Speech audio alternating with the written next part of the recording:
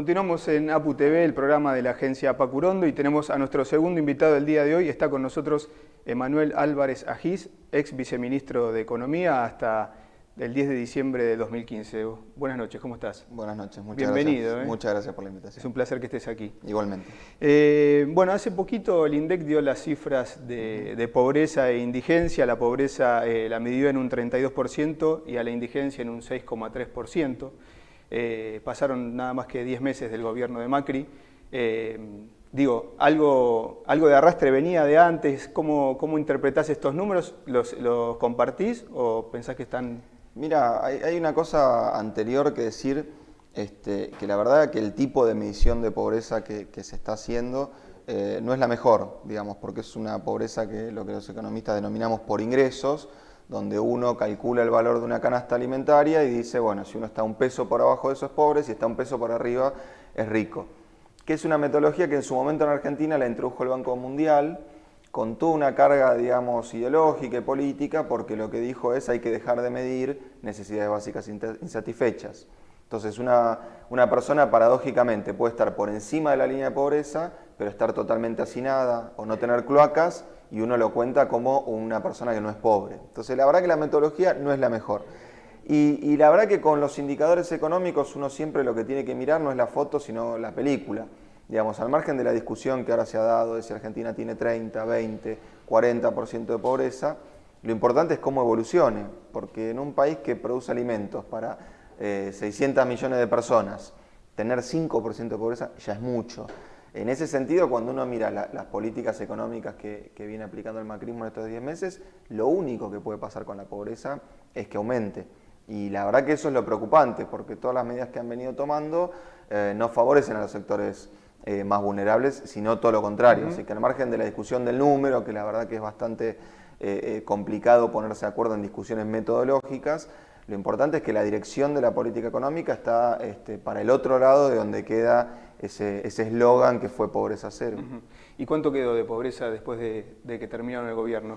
Mirá, ¿Cuánto le calculas? ¿Cuánto se incrementó? Yo para dar un dato que no está sujeto a discusión, porque es cierto que en ese sentido hay que hacer una autocrítica respecto de que evidentemente la sociedad necesitaba conocer ese número. Nosotros estamos haciendo una elaboración de un nuevo indicador, que es lo que se denomina pobreza multidimensional, que no solo mide ingresos, sino mide otra serie de cuestiones.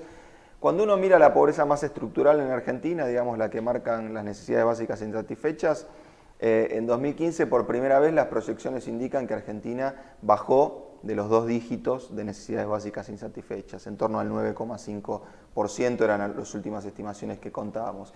Y el otro dato que no tiene discusión es un dato que elabora Naciones Unidas, o sea, no nuestro gobierno, no el INDEC, sino Naciones Unidas, que fue un dato que después, la verdad que fue un poco manoseado y se quiso decir que el INDEC había dicho eso, cuando en realidad lo dijo la FAO, que es la Organización de Naciones Unidas que mira la cuestión alimentaria en los países, que declaró que en México, en Brasil, en Chile y en Argentina, por primera vez en 2015 se había eliminado lo que la FAO denomina hambre extrema, que ni siquiera es indigencia, sino es una condición todavía más compleja que la indigencia, con lo cual yo creo que en ese sentido, digamos, la gestión de estos 12 años logró avanzar mucho.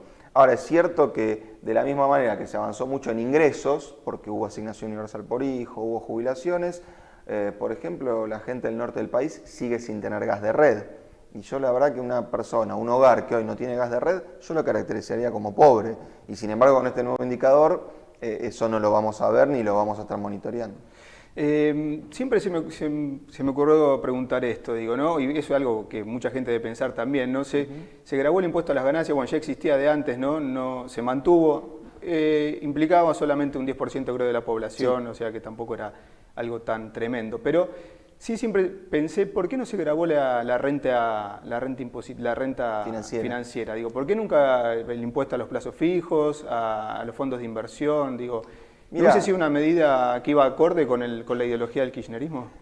Hay una cosa que es poco conocida, lamentablemente, que nosotros en 2003 hicimos una reforma tributaria importante, no una reforma tributaria estructural, pero sí una reforma tributaria que, por ejemplo, gravó una parte de la renta financiera que no estaba gravada, que es la distribución de dividendos por parte de las empresas.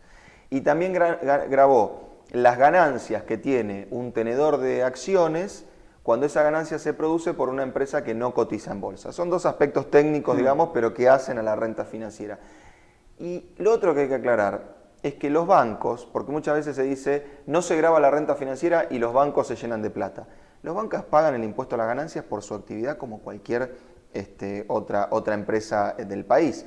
O sea que la única parte de la renta financiera que no está grabada en Argentina es aquella que surge como ganancia por tener, por ejemplo, un plazo fijo. Claro.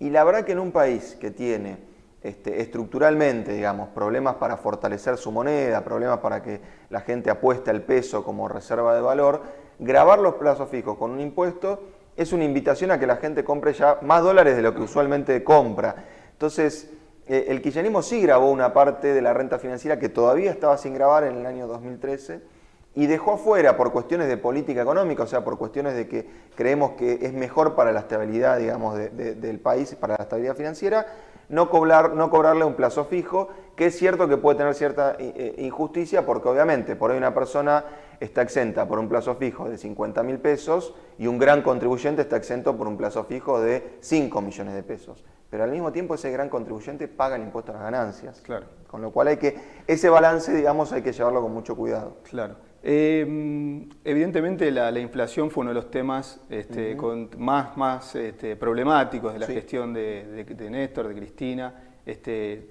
¿Por qué no se pudo combatir? ¿Por qué hubo tanta...? Porque yo digo, si la inflación hubiese sido un poquito menos, la discusión hubiese sido otra también, ¿no? Es probable. Mira, la verdad que cuando uno ve estos primeros 10 meses de gobierno, lo primero que se da cuenta es que no era tan fácil bajar la inflación, como dijo el propio presidente en campaña, que dijo que era lo más fácil que iba a ser, que simplemente requería de confianza y de buenas expectativas para bajar la inflación. La verdad que nosotros teníamos inflación alta, sí, era un problema, sí, pero venía bajando. Y lo primero que hizo el gobierno de Cambiemos es subirla a récord históricos, digamos, desde el año 2002 que no teníamos esta tasa de inflación. Y lo segundo que hizo, que me parece más complejo, es que evidentemente en el segundo semestre la inflación va a empezar a bajar y está empezando a bajar. Pero está bajando a costa de subir el desempleo.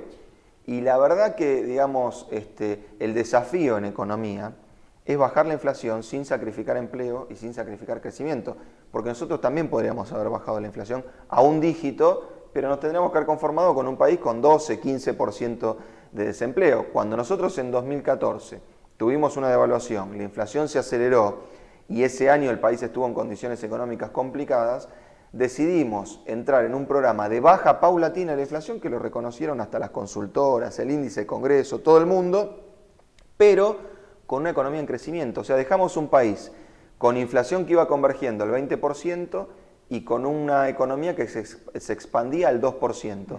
Ahora tenemos un país con inflación del 40% y con recesión del 2%. Me parece que en ese sentido el cambio ha sido absolutamente negativo. ¿Y cómo se puede crecer? ¿Se puede crecer sin inflación o es algo utópico? Digo, uno piensa en los países europeos o mismo en Estados Unidos, crecen constantemente y la inflación es muy poca o casi muy poca. Digo, ¿se puede lograr en Argentina eso o contra quién hay que luchar? Digo? A ver, lo cierto es que cuando uno mira la experiencia de los países desarrollados y la compara con Argentina, creo que el error que se suele cometer es omitir justamente esta parte, que ya son desarrollados.